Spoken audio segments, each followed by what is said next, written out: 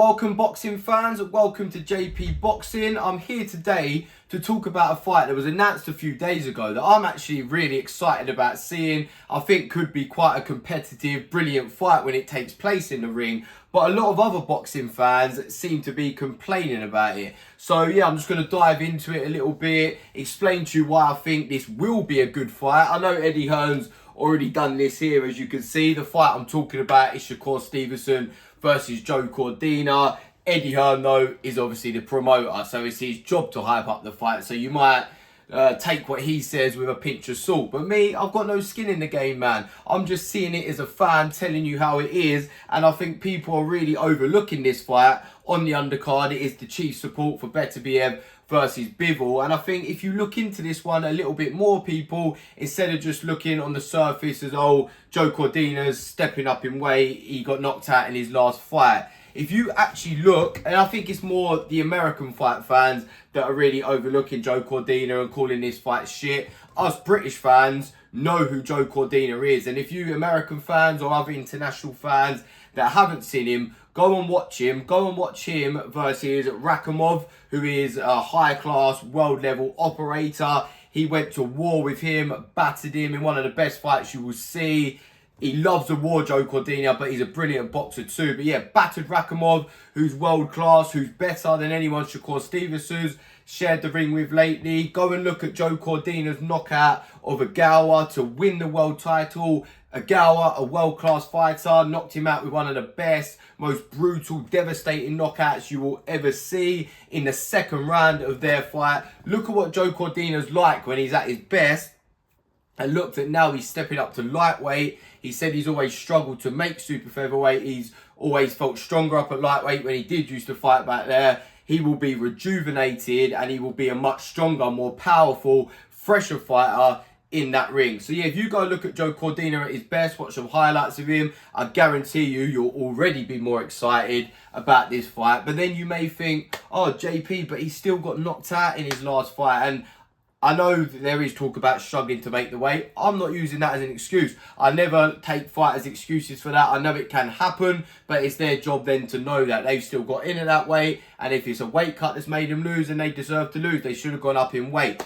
But that's not an excuse. But there is a real, I'm not even going to call it an excuse, a reason why he may have lost his last fight against Anthony Cacace. If you go back and watch his fight, and a lot of people seem to be sweeping it under the rug or just overlooking it, he was winning that fight. It was a good, competitive fight. Some people might have had Cacace slightly ahead. I had Cordina winning it, but it was competitive.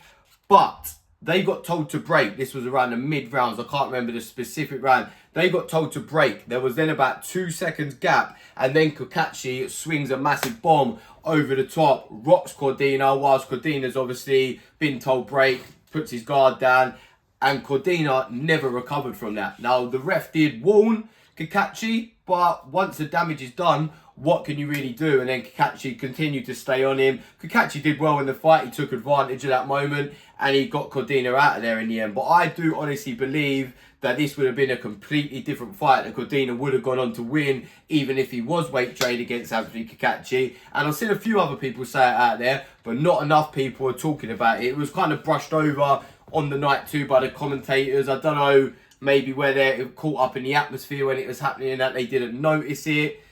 But Cacace, I'm not going to say he did it on purpose, but it was definitely a very late shot thrown from him and done Cordina dirty pretty much. So it can't wipe that loss out, obviously. It still happened, and I know people will say protect yourself at all times, but how many fighters do we see when the ref says break, they get relaxed, they stop tensing up, they drop their guard sometimes?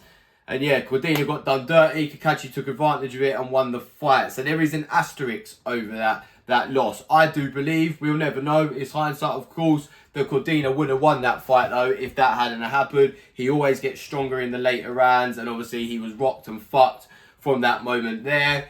But yeah, take that away anyway. He's going up to lightweight to fight Shakur Stevenson. He will be rejuvenated. He will be fighting like he has fucking... This is his everything. He needs to bounce back. He's in there with one of the pound-for-pound best in Shakur Stevenson. And let's be honest, people. Has Shakur Stevenson looked like that phenomenal, unbeatable fighter since he's been up at lightweight? No. He's looked pretty average, to be honest. If you showed me Cordina against Rakhimov and Ogawa, that looks like a better fighter than what Shakur Stevenson's looked in his 2-3 fights at lightweight so far. I know he had the one with the Japanese guy, I forgot his name now, that he looked quite good. His first fight at lightweight, but against Dallas Santos, boring and average. Harutunian, very boring and average when he knew he had to up his game too.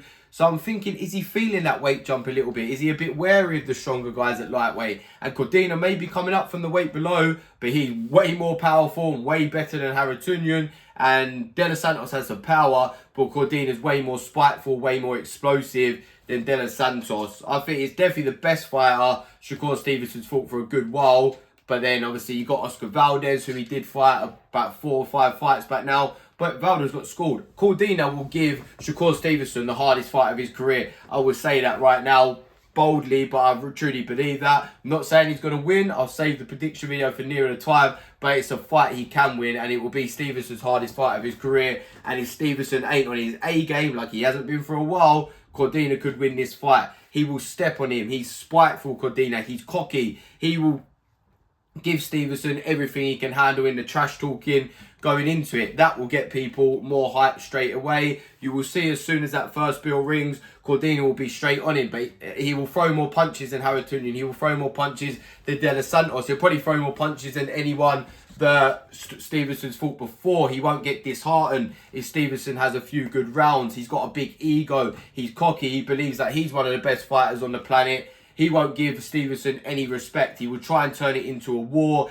And we know Shakur Stevenson, from the way he fights, does not like a war. Cordina will try to make him uncomfortable in there. And he's got boxing skills too. He was an Olympian. He can cut off the ring. He was the most exciting prospect coming out of the Olympics for Team GB. I'm hyping him up because people are really overlooking him in this fight, man. Give him the respect he deserves.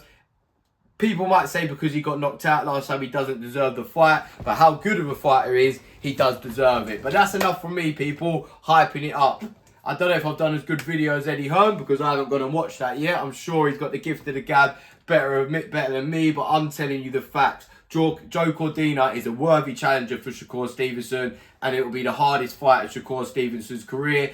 If it's not, come back to me after the fight and you can abuse me in the comments. I truly believe that, and I do believe it's a fight he can win, but I'm not stupid. You've got to make Shakur Stevenson the big favourite.